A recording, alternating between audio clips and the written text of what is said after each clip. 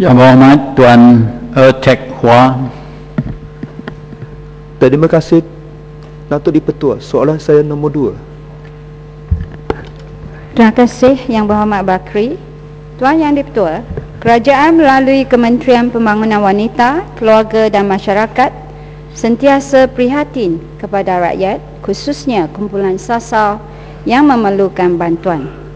Bantuan Segera Ahli Parlimen merupakan skim bantuan persekutuan yang diwujudkan bagi mempercepatkan proses penyampaian bantuan kepada kumpulan sasar yang memerlukan.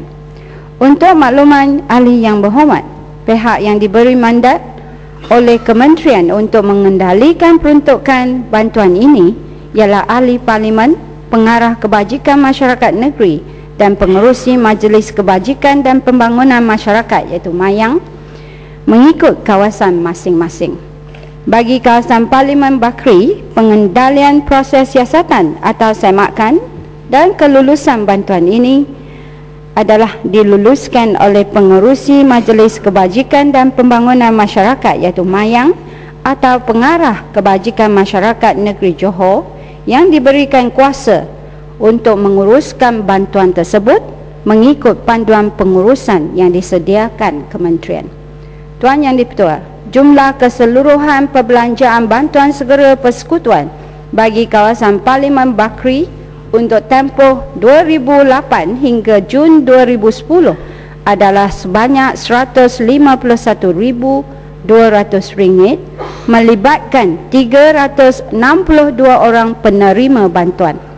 Peruntukan bantuan segera persekutuan bagi kawasan Parlimen Bakri tahun 2008 adalah sebanyak RM26,700 telah dibelanjakan untuk membantu 50 kes yang memerlukan bantuan segera. Manakala bagi tahun 2009 sebanyak RM65,600 telah dibelanjakan bagi membantu 131 kes dan sebanyak RM58,900 telah dibelanjakan sehingga Jun 2010 bagi membantu 181 kes. Sekian, terima kasih. Ya, Bakri. Okey. Terima kasih jawapan dari Timbalan Menteri. Sejauh mana saya dimaklumkan bahawa ada beberapa jenis bantuan yang diberikan oleh penjabat kebajikan termasuk kanak-kanak, OKU, warga emas, mangsa bencana dan sebagainya. Pada tahun 2009, saya telah memohon bantuan di bawah skim bantuan segera ahli parlimen untuk penduduk tempatan.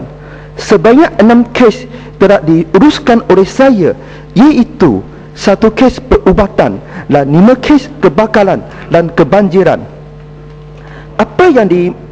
Apa yang mengagumkan saya ialah tiada satu kes di bawah permohonan saya diambil kira sebagai bantuan segera ahli parlimen dan mereka disalurkan ke skim bantuan lain seperti bantuan bencana atau bantuan dan sebagainya.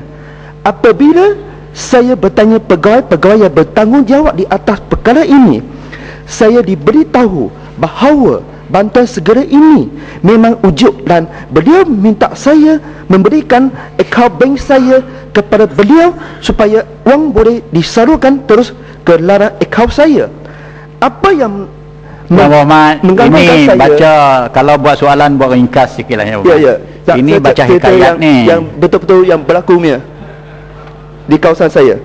Apa yang mengagumkan saya ialah apabila mereka mendapati saya ialah seorang ahli parlimen pemangkang, saya diberitahu bantuan segera ini hanya boleh diuruskan oleh pegawai-pegawai tertentu.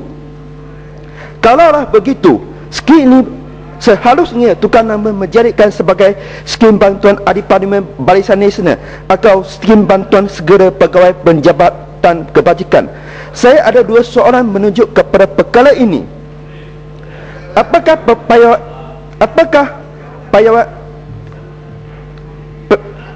piawaian pihak kementerian yang diguna semasa permohonan segera ini dipertimbangkan? Adakah itu benar bahawa bantuan segera ini hanya boleh disalurkan kepada ahli-ahli parlimen mengikut parti politik. 2. Berikan jawapan secara bertulis senaraikan jurnal bantuan segera di bawah skim ini mengikut kawasan parlimen dan pecahan tahunan dari 2008 sehingga 2010. Terima kasih.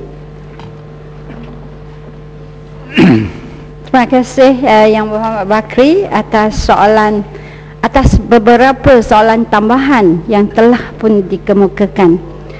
Tuan Yang di-Pertua, untuk menjawab isu yang telah dibangkitkan oleh Yang Berhormat Bakri, yang pertama sekali daripada soalan itu nampaknya Yang Berhormat Bakri tidak begitu faham tentang kegunaan skim bantuan segera ini. Sebenarnya kes-kes permohonan seperti bantuan kanak-kanak, bantuan orang tua dan sebagainya haruslah dipohon di bawah Jabatan Kebajikan Masyarakat yang biasa. Untuk skim bantuan segera, ia hanya dikhususkan untuk bantuan bagi bencana ataupun kes-kes kecemasan. Jadi bagi yang menjawab isu yang kedua, iaitu bahawa skim ini hanya iaitu mandat skim ini hanya diberikan kepada ahli parlimen Barisan Nasional, itu merupakan satu tomahan Yang Berhormat, kerana punca kuasa untuk pemberian mandat bagi mengendalikan peruntukan kebajikan segera ini adalah terletak pada Jemaah Menteri. Walaupun pelantikan mayang adalah di bawah kuasa menteri, tetapi ia juga perlu mendapat persetujuan daripada Jemaah Menteri, dan pelantikan ini adalah dikaji, iaitu akan dikaji semula setiap tahun. Bagi menjawab isu yang ketiga, iaitu tentang perincian bagi setiap kes dan juga jumlah perbelanjaan yang telah dibelanjakan daripada tahun 2008 hingga 2010. Saya akan berikan, perlukah saya jawab di sini kerana dia adalah panjang, ya?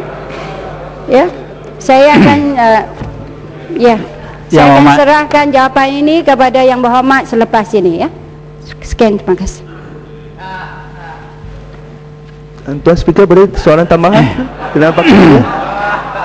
Ya,